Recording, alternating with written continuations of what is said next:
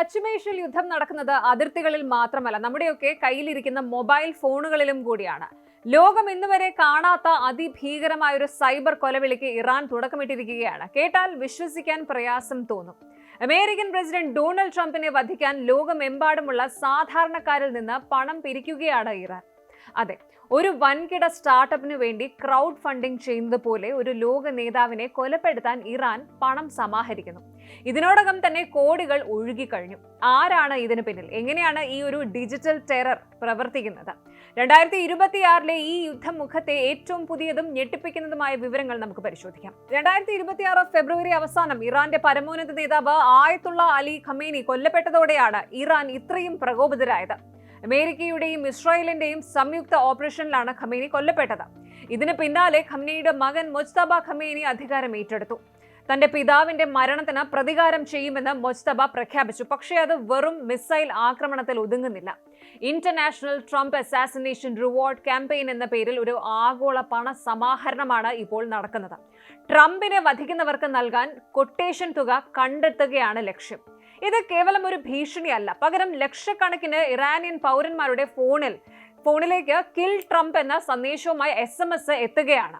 Iran എങ്ങനെയാണ് ഈ campaign ഇത്ര വേഗത്തിൽ പ്രചരിപ്പിക്കുന്നത്?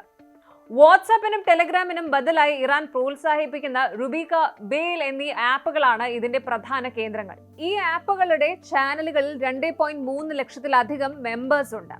ഈ ചാനലുകളുടെ പ്രൊഫൈൽ പിക്ചർ കണ്ടാൽ തന്നെ നിങ്ങൾ ഞെട്ടും. ട്രംപിന്റെ തലയ്ക്ക് നേരെ ഒരു സ്നൈപ്പർ ലേസർ ഡോട്ട് പതിപ്പിച്ചിരിക്കുന്ന ഒരു ചിത്രമാണത്. ഇതിനു പുറമെ ഈ ഒരു ദൗത്യത്തിനായി മാത്രം പ്രത്യേക വെബ്സൈറ്റുകൾ ഇറാൻ നിർമ്മിച്ചിട്ടുണ്ട്. അന്താരാഷ്ട്ര ഏജൻസികൾ ഈ സൈറ്റുകൾ ബ്ലോക്ക് ചെയ്യാൻ ശ്രമിക്കുന്നുണ്ടെങ്കിലും ഇറാനിലെ ഇന്റർനെറ്റ് ഗേറ്റ്വേകൾ വഴി ഇവ സജീവമാണ്. ഫെബ്രുവരി 21 ഇത്തരം ആദ്യത്തെ സൈറ്റ് രജിസ്റ്റർ ചെയ്യപ്പെട്ടത്. അതായത് ഔദ്യോഗികമായി യുദ്ധം തുടങ്ങുന്നതിന് മുൻപേ ട്രംപിനെ ലക്ഷ്യം വെച്ചുള്ള ഒരു സൈബർ പ്ലോട്ട് ഇറാൻ തയ്യാറാക്കിയിരുന്നു. ഇനി ഇതിലേക്ക് ഒഴുകുന്ന പണത്തിന്റെ കണക്കുകൾ നോക്കാം. സംഘാടകരുടെ അവകാശവാദം അനുസരിച്ച് ഇതിനോടകം തന്നെ $23 മില്യൺ, ഏകദേശം 190 കോടി രൂപ സമാഹരിച്ചു കഴിഞ്ഞു. ഏകദേശം 2.8 ലക്ഷം ആളുകൾ ഇതിൽ പങ്കാളികളായി.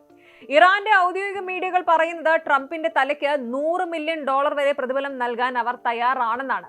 ഇതിലേറ്റവും ഭീകരമായ കാര്യം, പാകിസ്ഥാൻ അധീന കശ്മീരിലെ ആളുകൾ പോലും ഈ ഒരു ക്രൗഡ് ഫണ്ടിങ്ങിൽ പങ്കാളികളായി എന്നതാണ്. ഇതാണ് ഇറാന്റെ അവകാശവാദം.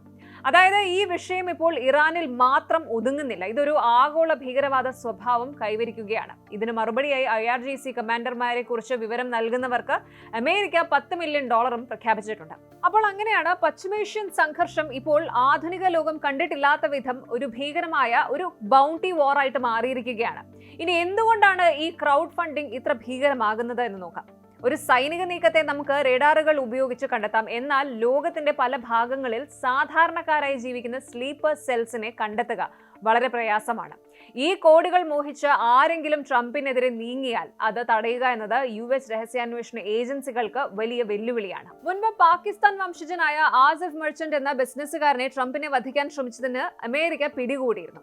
അയാൾ റെവല്യൂഷണറി ഗാർഡ്സിന് വേണ്ടിയാണ് പ്രവർത്തിച്ചതെന്ന് സമ്മതിച്ചിട്ടുണ്ട്. ഇപ്പോൾ ഈ പുതിയ ക്രൗഡ് ഫണ്ടിംഗ് പണം കൂടി എത്തുമ്പോൾ ഇത്തരം കൂടുതൽ ആളുകൾ രംഗത്തിറങ്ങാൻ സാധ്യതയുണ്ട്. ഇതിനിടയിൽ ഇറാന്റെ ഊർജ്ജ കേന്ദ്രങ്ങൾക്കും സൈനിക താവളങ്ങൾക്കും നേരെ അമേരിക്ക ഓപ്പറേഷൻ എപ്പിക് ഫ്യൂറി ശക്തമാക്കിയിട്ടുണ്ട്. ഇറാന്റെ മിസൈൽ ശേഷി തകർക്കുകയാണ് ലക്ഷ്യം. അതേസമയം ഇറാൻ പിന്മാറുന്ന ലക്ഷണവുമില്ല. ഹോർമസ് കടലിടുക്കിലെ ടോൾ പിരിവും ഈ ക്രൗഡ് ഫണ്ടിങ്ങും വഴി ലഭിക്കുന്ന പണം യുദ്ധത്തിനായി ഉപയോഗിക്കാനാണ് അവരുടെ നീക്കം. ട്രംപിനെതിരെയുള്ള ഈ ഭീഷണി നിലനിൽക്കെ തന്നെ അദ്ദേഹം ഇറാന് നൽകിയ ഏപ്രിൽ 6 ഡെഡ് ലൈൻ അവസാനിക്കാൻ ഇനി ദിവസങ്ങൾ മാത്രമേ ഉള്ളൂ.